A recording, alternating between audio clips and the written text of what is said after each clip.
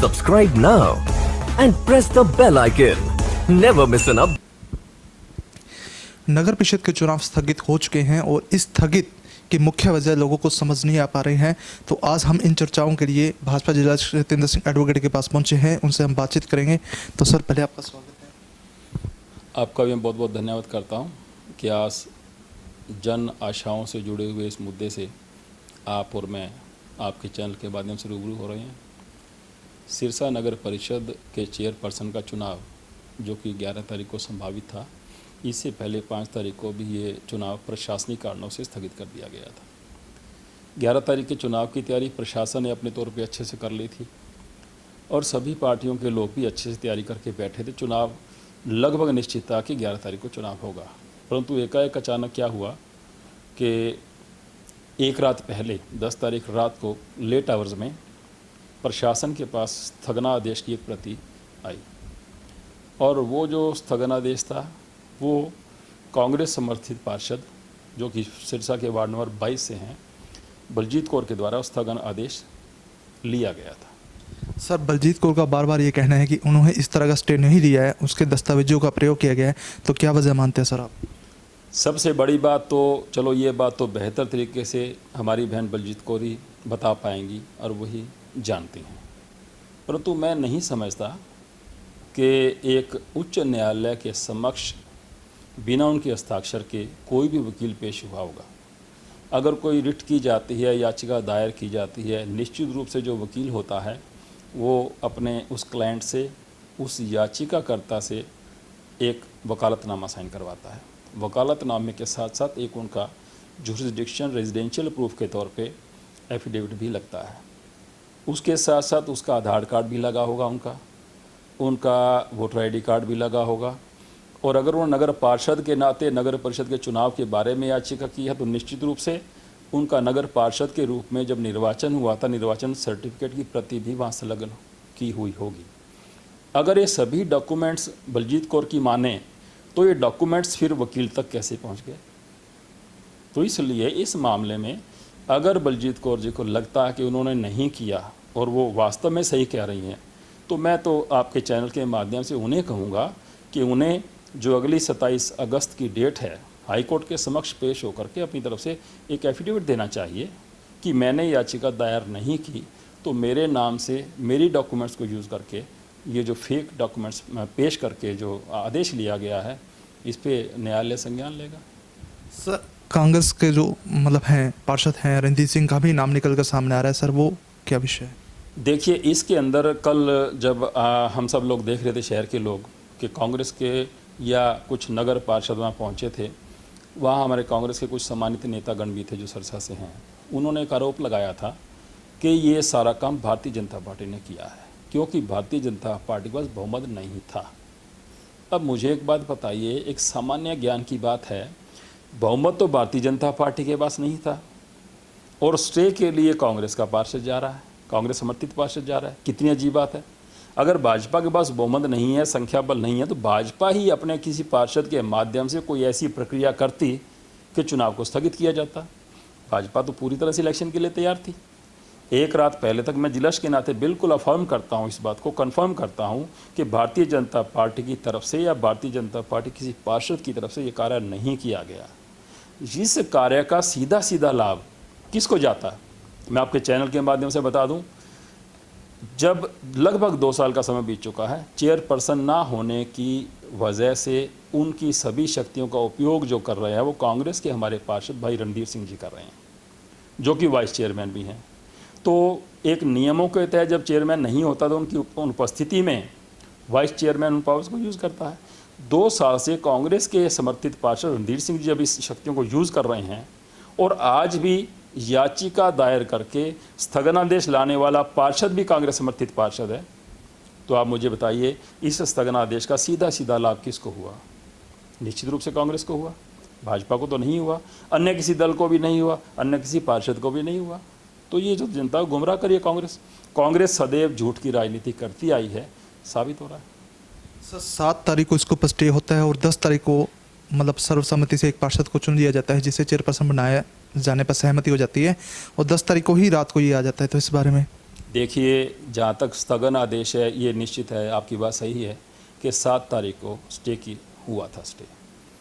उस स्टे की प्रति हमारे माननीय उपायुक्त महोदय और जो चुनाव अधिकारी थे माननीय एसडीएम साहब सिरसा के पास 10 तारीख को आना कहीं ना कहीं कम्युनिकेशन गैप है।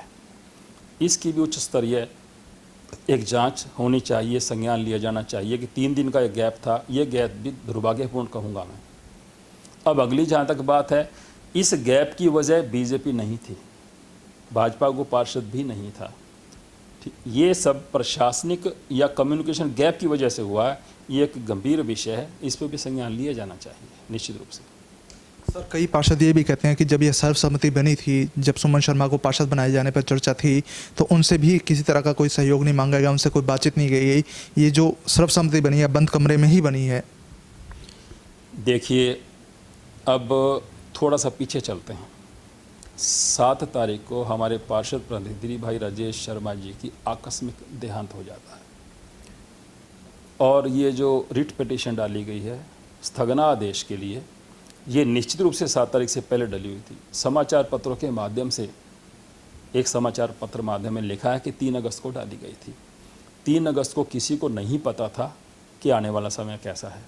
7 तारीख को ही तो स्थगना आदेश जारी होता है, और 7 तारीख को ही दुर्भाग्यपूर्ण स्थितियों में आकस्मिक निधन हो जाता है हमारे भाई राजेश शर्मा जी का। जब उनका निधन होता है, उनके निधन के बाद सभी संबंधित पार्षद, सभी संबंधित जिले के नेतागण, चाहे मैं हमारे सिरसा के विधायक भाई गोपाल कांडा जी की बात करूं, चाहे हमारी सांसद बहन सुनीता दुग्गल जी की बात करूं, मैं अभय सिंह चौटाला जी की बात करता हूं, मैं चौधरी रणजीत सिंह जी की बात करता हूं, मैं भाई राहुल सेतिया जी की बात करता हूं, सबके मन में एक विचार आया कि ये परिवार के ऊपर जो अचानक विपदा खड़ी हुई है, इसमें हम इतना तो कर दें कि हमारी जो पार्षद है, उनकी जो पत्नी है सुमन शर्मा, उनको हम सहानुभूति के रूप में कह लीजिए, चाहे परिवार के प्रति संवेदना के रूप में कह लीजिए, उन्हें चेयरपर्सन का उम्मीदवार बनाएं, और हम सभी लोग बिना चुनाव के सर्वसम्मति से उसे चेयरपर्सन चुनने के लिए रास्ता क्लियर करें। और सभी लोग इस बात पे सहमत भी हो गए थे। तो सुमन शर्मा का चेयरपर्सन पोस्ट के लिए कैंडिडेट बनना ये बाद का विषय है, रिट डाला जाना उससे पहले का विषय है। तो ऐसी कोई भी बात नहीं है। अब जहाँ तक पार्षदों की बात थी, पार्षदों से सबसे बात की गई है, ठीक है।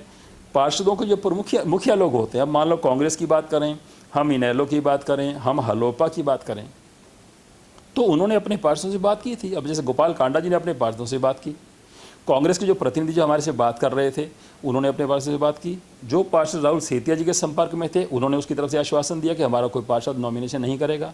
जब सबसे आश्वासन हुआ, ये सबसे बात होने के बाद 10 तारीख को शाम को उनके नाम की घोषणा की गई कि सर्वसम्मति से प्रयास किया जाएगा कि बहन सुमन शर्मा सर्वसम्मति से चेयरपर्सन चुन ली जाए।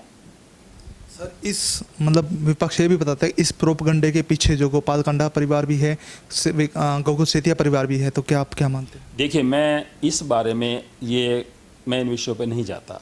मैं तो सिंपल एक बात करता हूँ कि जिस पार्षद ने याचिका दायर की है वो कांग्रेस समर्थित पार्षद है या कांग्रेस का पार्षद है, और इसका लाभार्थी भी मैं कहूँगा कांग्रेस है। तो अब हलोपा की बात करना, गोपाल कांडा जी की बात करना, सेतिया परिवार की बात करना, मैं जहाँ तक मेरा अपनी राय है, मैं इसे ठीक नहीं समझता। निश्चित रूप से इसका लाभार्थी कौन है? कांग्रेस। याचिका या स्थगनादेश का लाभ किसे हुआ? That is also Congress. तो इससे आगे का प्रश्न ही नहीं खड़ा होता। बाकी ये संज्ञान का विषय, मैं चाहूँगा, ये एक बहुत बड़ा लैप्स हुआ है। आप मुझे बताइए, हम दोनों पक्षों को देखते हैं। पहला पक्ष तो ये कि बलजीत कौर जी ने उनके कहने के मुताबिक याचिका पे हस्ताक्षर नहीं किए। इसका मतलब उनके डॉक्यूमेंट्स को, उनके हस्ताक्षर को, डुप्लीकेट हस्ताक्षर को उनके नहीं किए तो किसी और ने किए होंगे। उसका मिसयूज़ करके माननीय उच्च न्यायालय को गुमराह किया गया है, जो कि अपने आप में एक अपराध है। इस पे बड़ी संगीन धाराएं लगती हैं, नॉन बेलेबल धाराएं लगती हैं। इसका संज्ञान भी हाईकोर्ट के द्वारा लिया जाना चाहिए। पर यह कब लिया जाएगा? जब बलजीत कौर जी अपनी तरफ से अगली सुनवाई 27 अगस्त को हाईकोर्ट के समक्ष पेश होकर के अपना एक हलफनामा दे, अपना एफिडेविट दें। अब इसका दूसरा पक्ष ले लो कि बलजीत कौर जी ने हस्ताक्षर किए हैं, परंतु उन्होंने राजनीति के किसी दबाव में, किसी पॉलिटिकल प्रेशर में ये बयान दे दिया।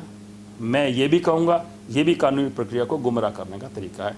तो चाहे इस तरफ से लूँ, चाहे मैं उस तरफ से लूँ, मेरी निजी राय है कि वास्तव में कानून को गुमराह किया गया है, जो कि अपने आप में संज्ञान लेने योग्य विषय है, और मैं समझता हूँ एक कानूनी प्रक्रिया का अपमान है ये। सर, फिलहाल नगर परिषद के पास कोई चेयरपर्सन नहीं है, तो ऐसे में आप चाहेंगे कि उनके लिए कोई प्रशासक नियुक्त हो ताकि विकास कार्य चलते रहें शहर के? आज कुछ सूचनाएं मिली हैं कि हमारी IAS अधिकारी श्रीमती तेतरवाल जी, उनका नाम मुझे पूरा ध्यान नहीं आ रहा, उन्हें, हाँ, संगीता तेतरवाल जी को म्युनिसिपल कमिश्नर के रूप में नियुक्त किया गया है। ये शायद नए पद हैं जो पूरे प्रदेश में नियुक्त किए गए हैं, तो वो अधिकारी IAS अधिकारी हैं। निश्चित रूप से नगर परिषद का जो कार्यशैली है उसमें ट्रांसपेरेंसी आएगी, जो कि आनी भी चाहिए। किसी भी तरह से भ्रष्टाचार पे लगाम कसने के लिए IAS अधिकारी एक अच्छे से कार्य कर पाएंगे। जो बार बार आरोप लगते हैं घोटालों के, काम जो क्वालिटी होती है, जो क्वांटिटी होती है, उसके बारे में आरोप लगते हैं, मटेरियल ठीक नहीं है, वो सारी पे रोक लगेगी, क्योंकि भारतीय जनता पार्टी की सरकार भ्रष्टाचार के मुद्दे पे जीरो टॉलरेंस पे चल रही है। और इस तरह से एक IAS अधिकारी की नियुक्ति करना सरकार की भावना को स्पष्ट करता है। तो निश्चित रूप से एक अच्छा कदम है। और मैं एक बात और कहूँगा, बात राजनीतिक विषय की नहीं है। नगर परिषद का चुनाव अगर बलजीत कौर जी को लगता है उसने अप्लाई नहीं किया, सभी पार्टी, यहाँ मैं कहता भारतीय जनता पार्टी इस बात के लिए तैयार है, सभी पार्टियों के पार्षदों को, बल्कि हाईकोर्ट को 27 तारीख को कहना चाहिए कि आप इस स्टे के बारे में संज्ञान लीजिए और हमारे चुनाव का रास्ता खोलिए। चुनाव हों, जनप्रतिनिधि के रूप में जो पार्षद चुने गए हैं, उन्हीं में से योग्य पार्षद, जिसको ये पार्षद ठीक समझेंगे, वोट तो MCs ने करना है, तो उसमें कोई किसी और नेता का तो सवाल ही पैदा नहीं होता। मैं अवश्य चाहूँगा भारतीय जनता पार्टी जिला के तौर पे कि जो भी व्यक्ति, जो भी पार्षद, इन पार्षदों के माध्यम से चेयरपर्सन चुना जाना चाहिए, ताकि हमारे जो विकास कार्य शहर के अच्छे से चलें। ये आपसी खींचातानी के अंदर शहर का नुकसान हो रहा है। जनता ने जो विश्वास जिताया था पार्षदों पे, उस विश्वास पे खरे उतरते हुए वो सभी अड़चनों को दूर करें, और सभी, बल्कि इसकी बजाय कि इसको लिंगर ऑन किया जाए, तुरंत हम खुद ये सभी पार्षद अगर वहाँ बयान कर दें और बलजीत कौर भी कर दे तो कोई बात नहीं, वो एक अलग विषय, हाईकोर्ट उसका संज्ञान लेगा। ये जो प्रश्न है कि मैंने साइन किए कि मैंने नहीं किए, उस विषय पर हाईकोर्ट अपना काम करता रहेगा, परंतु चुनाव की प्रक्रिया का मार्ग प्रशस्त माननीय उच्च न्यायालय के द्वारा किया जा सकता है।